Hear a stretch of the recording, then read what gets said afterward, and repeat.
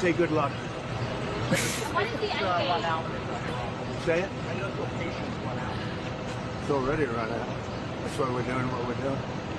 Yeah, they had 60 days and a big, 60 days, plenty of time.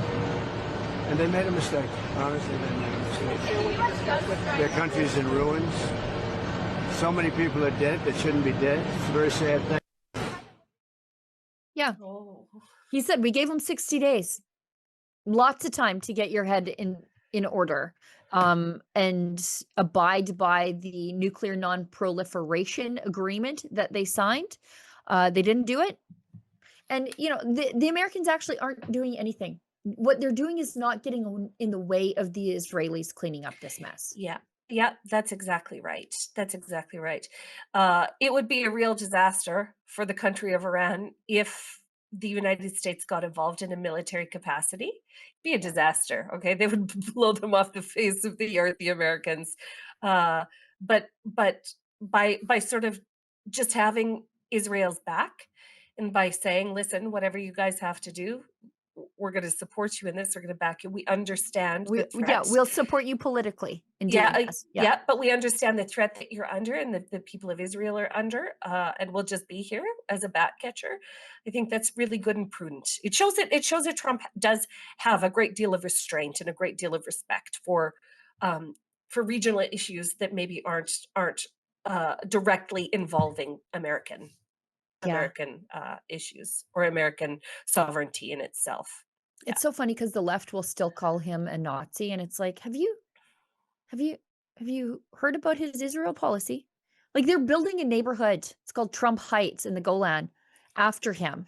Like, if he's being a Nazi, he's not good at it. In the Golan Heights, one of the most contested regions of Earth in the world. Yeah. Huh.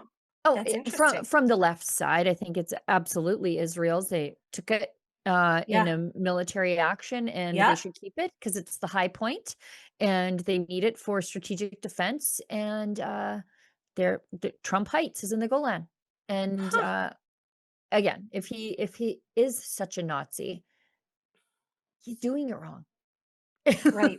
They generally don't like the Jews and Israel. Right. But anyways, the left is not known for their ideological consistency. And they're known for their projection. So what they call you, they're actually just calling themselves their own worst nightmare. Yeah. Right. We've got Trump on striking Iran's nuclear facilities. And this is Trump is exhibiting my parenting style. I make sure, at least when my kids were younger, like when they were prickly preteens, that they never knew what I was capable of. Like one time I just grabbed an ice cream and whipped it out the window. I didn't say a word. I wasn't angry. They were arguing. I told them to stop.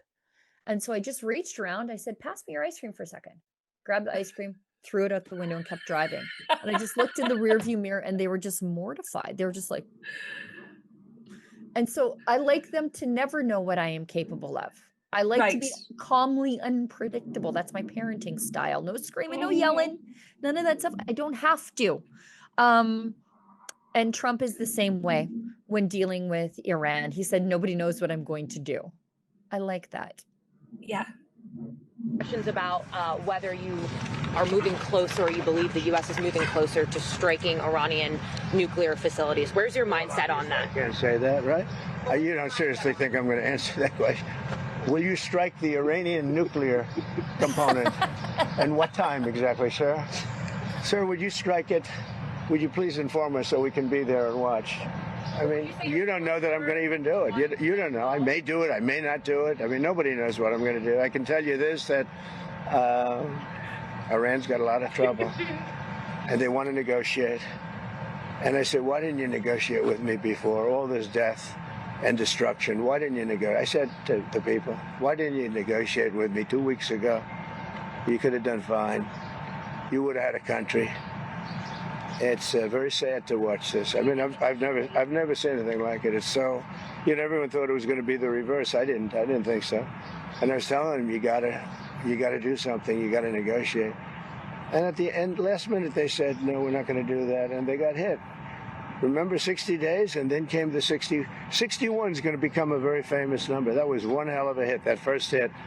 That was one hell of a hit. Not sustainable, to be honest. That's where it ended. It ended on the first night. Yes. Is it too late, though? Do you think it's too late to now? Really, nothing's too late. The only thing too late is Powell. Powell's too late. Too late, Powell. Have the Iranians reached out to you, Mr. President? What? Have the Iranians reached out to you? Yes. And what did you say? I said it's very late. You know?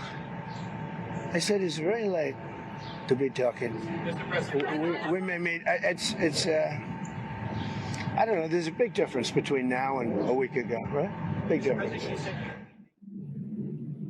It's really interesting because while I'm listening to Trump talk about maybe bombing the ever-loving crap out of Iran, there are F-18 fighter jets right outside my window doing circles around Virginia right now. Like, oh, that's what it would feel like to be in Iran.